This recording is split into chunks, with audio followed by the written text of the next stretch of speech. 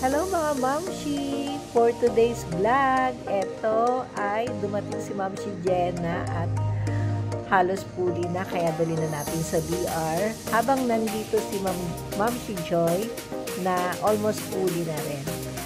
Itong Thursday nga pala mga Mamshi ay araw ng aming mga baby. Well, baby check-up dahil may pedya kami every Thursday 1 p.m. to 3 at kasabay niyan ang BCG at yung hearing test. So, every Thursday, araw ng mga baby namin.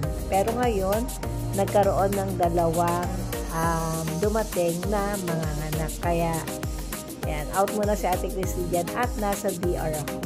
Yan, mami, yan ang ating mga mga nanganak nitong 1 week na mga mamshi natin. Yan, thank you nga pala kay Mamshi Liberty na nagbigay sa atin ng food at kay BR muna kami ni midwife siya para paanakin yung dalawang mag-iirihan. Yan si Mamshi. Ito si midwife siya kay Mamshi Jenna.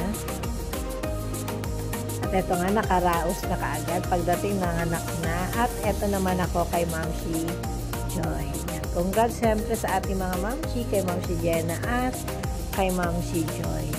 Siyempre, hindi pa nagtatapos dyan. Duty pa rin ako ngayong gabi. Ay, 1 a.m. na ngayon. May pasyente tayo.